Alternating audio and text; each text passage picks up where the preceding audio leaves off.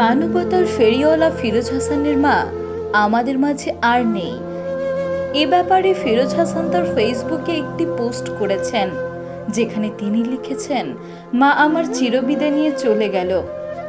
এর আগে ফিরোজ হাসান বলেছিলেন, আমার মা গত পরশুদিন আমার বোনের বাড়ি যাওয়ার পথে অ্যাক্সিডেন্ট হয়, এতে মাথায় প্রচণ্ড আঘাত পায়। তারপর থেকে এখন পর্যন্ত আইসিইউতে লাইফ সাপোর্ট নিয়ে আসছে। মাথায় মস্তিষ্কে রক্তক্ষরণের ফলে মেজর অপারেশন করা হয়েছে। মায়ের অবস্থা মেনে নেওয়া কষ্টকর। আপনারা দোয়া করবেন যেন আল্লাহ আমার মাকে সুস্থতা দান করেন। কিন্তু কোনো চিকিৎসাই আর কাজ হয়নি। 6 দিন হাসপাতালে চিকিৎসা নেওয়ার পর ফিরোজ হাসানের মা না ফেরার দেশে চলে গিয়েছেন। যে মানুষটা সবসময় মানুষের সাহায্য করে, মানুষদের সান্ত্বনা দেন, সেই মানুষটাকে সান্ত্বনা দেওয়ার মতো কোনো ভাষা নেই। সবাই ফিরোজ হাসানের মায়ের জন্য দোয়া করবেন।